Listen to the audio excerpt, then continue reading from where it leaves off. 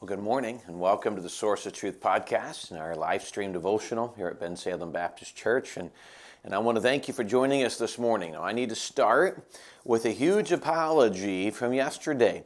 So yesterday, normally as you know, I pre-record Monday's devotionals on Friday. And we had a list of things going on that were I'm very much the kind of person that works off habit, totally forgot about it. Honestly, I had it prepped, but forgot to record it. So Monday, I thought, no big deal. I'll take some time on my porch on Monday and we'll do it. And I had it prepped. I had everything ready to go. And then I looked up at the clock to get ready to go out there, and it was already, I think, 11:04. And I realized at that point, if anybody was going to jump on live, they would have already thought that I'd missed it. So I want to apologize. I work really hard not to skip them. I don't want this to be something that we skip out of convenience. I want you to know that I find this important and that I find you important. So I apologized yesterday for just missing it, to be honest, and just losing track of time. I will say this. On Mondays, my life, as everybody's life, is kind of driven by the clock. So when we have days off, it's nice to be able to just kind of take some time and not be driven minute by minute for things that need to be done, appointments and things of that nature. So I do have a tendency to try to ignore the clock, and I did that yesterday. And so I appreciate your kindness and graciousness in allowing me to move on from that and hopefully have a great time together today. We're in Genesis chapter 39. Genesis chapter 39 is we're actually going to finish this chapter, and we're going to pick up where we left off Friday. Well, we were talking about the idea, we talked the last couple episodes about the idea of God using, we went from Romans 8:38 and 39, that everything works together for good, that all things can work together for good to them that love God, walking with God, right with God. God will use those. And frankly, I can even go as far as saying not right with God, because God can use these things to bring them back to Him. But then we talked about His perfect will through sanctification in our lives. And so we talked about the fact that He is now being thrown in prison. So let's go ahead and begin reading. I'm going to go back one verse from one we've already read, Genesis chapter 39, verse 20. It says this, "And Joseph's master took him and put him into the prison, a place where the king's prisoners were bound, and he was there in the prison. But the Lord was with Joseph and showed him mercy and gave him favor in the sight of the keeper of the prison. And the keeper of the prison committed to Joseph's hand all the prisoners that were in the prison. And whatsoever they did there, he was a doer of it. The keeper of the prison looked not to anything that was under his hand, because the Lord was with him, and that which he did, the Lord made it to prosper." So I see three primary principles, truths we can learn from this today. Now remember, we have just finished talking about the idea that this was not a mistake for Joseph to be in prison. Just like it wasn't a mistake for Joseph to be thrown in the pit. Just like it wasn't a mistake for Joseph to be sold into slavery, ultimately at Potiphar's house. Just like, that doing right by saying no to Potiphar's wife, he's not being punished for it. It's not like it would have been better if he had sinned. No, all of this is working right. Now, it doesn't humanly look like that. Again, please try to forget the fact that we know the end of the story. So we know how this all turns out. So it's easy for us to see, well, it has to happen this way. But that doesn't make it easy for somebody who for over 13 years sat through this waiting somehow for God's vision and God's dream and God's promise to him to be fulfilled. And yet through all of this, he still remained gracious and faithful through all of it when it didn't humanly make sense. I mean, he's getting further and further away from any place. You humanly think about it. Maybe he's a Hebrew that could be used because the Hebrew God was helpful. I don't know how they would have made that work, but a slave is less likely to make the face of Potiphar. A prisoner, even less likely. And so a king's prisoner is probably even less likely. I mean, we know this from the story of the butler and baker we'll talk about here in a few episodes, where one of them was killed because of his work before the king. So this was not the place that you would assume. So let's look at a couple things. In verse 20, I want to look at the place that he was put into. And he says, Joseph's master took him and put him into the prison, a place where the king's prisoners were bound. I think the place is very unique. It's very unique because, as we'll read here a little later down the road, we're going to talk about the fact that he spent time with the butler and baker. Well, why is that important? Because these were two men that worked exclusively with the king, in the face of the king. They were there. They had absolute trust. One of them was killed because he couldn't be trusted, but absolute trust. But who else would give a prisoner a place And it changed to maybe be standing in the presence of the king, but say, these two men.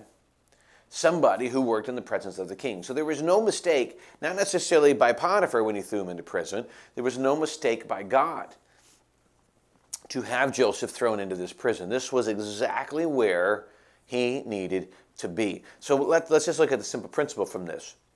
God's going to put us, and when we talk about places, let me take a second, we talk about places and talk about, when I say places, sometimes the places we are our circumstances. We're in a place of depression, a place of frustration, a place of hurt, a place of betrayal, a place of confusion, a place where we don't understand why things are happening or how these happen.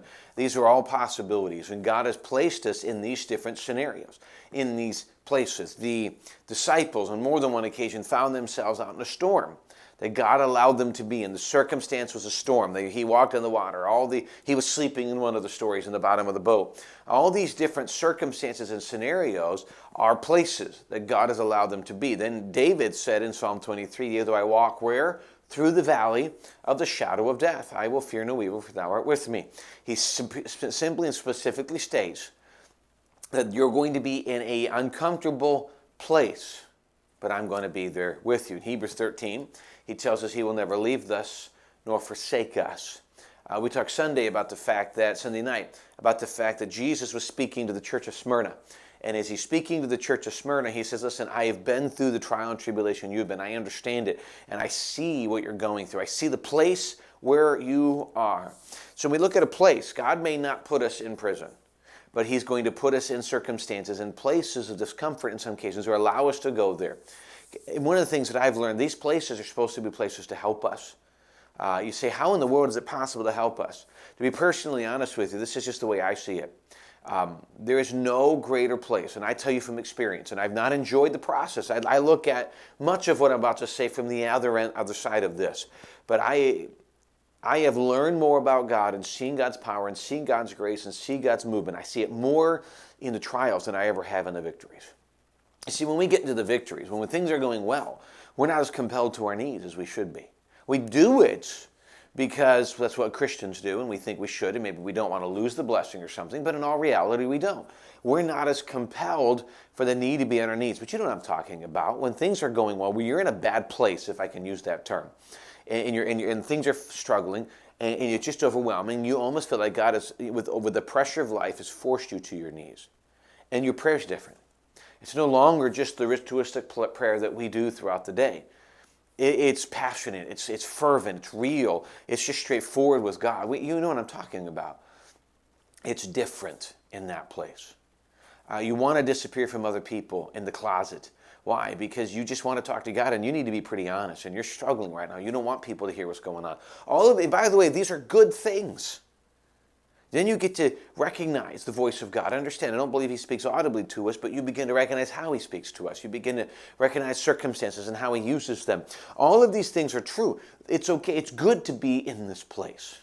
It's good to be in this place. We don't want to be there. James says, count it all joy when you fall into diverse temptation. Peter says, think it not strange concerning the fiery trial, which is a trial. Some strange thing happened unto you. Throughout Scripture, so many people have found themselves in these different places. Peter found himself in prison. Paul and Silas found himself in prison. Multiple. And in both of those occasions, Peter was freed from prison. Paul and Silas were able to see someone save as a result of it. Different places. God places us in different places for his glory. The key is, how do we recognize it? We recognize it because if we're right with God, we would not be here in this place if it weren't for God. And you say, what do you mean if you're right with God? Please understand, each and every one of us have been given a free will to make decisions and choose our actions and things of that nature. Every decision we make, every action we make has consequences to go with it. So if I decide to go away from God and outside of God, and I decide to make decisions that ultimately result in negative consequences, that's not God allowing it to happen. That is my decisions. I'm reaping what I'm sowing, as we talked not that long ago. I go out and I reap negativity, and I reap division, or I reap to the flesh. I'm going to, of that flesh, reap corruption. It's just the way the Bible has clearly stated it. It's not karma, it's biblical. So when we look at that, sometimes the place we find ourselves in, we are in that place simply by decisions we make. When you go to jail, you commit a crime. You're in that place because of decisions you make. When marriages are falling apart, you're often in a bad place in your marriage because of decisions you've made.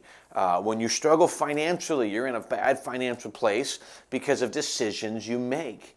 When someone refuses to work and they live in a dumpy place, it's by decisions they work. So all of these things we see, these are decisions that we make. That's different.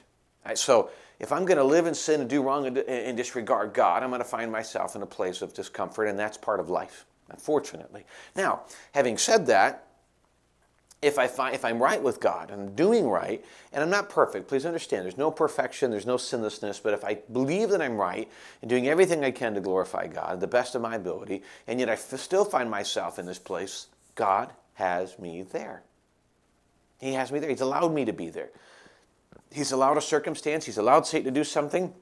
He's allowed things to unfold so that I can learn more about him and then I can be more aligned with his will. See, that was ultimately the why Joseph was put into this place. He was put into this place because it was the center of God's will. It was the place that God needed him to be so that he could meet the two necessary people, and one of them would ultimately, years later, but ultimately place Joseph in front of Pharaoh. He needed to be in that place. So what do we do in these places? Let me finish with this. What do we do? I had 3 thoughts, and we'll pick up here tomorrow on the other one, starting with the second one. But let me just give you some thoughts here. What do we do in these places? Number one, recognize the hand of God in these places. When I find myself in a dark place, a struggling place, recognize the hand of God. You see, what about anxiety, depression, things of that nature? Is God allowed me to be there? Personally, I think that God can allow us through some certain scenarios so that we find our strengths in him.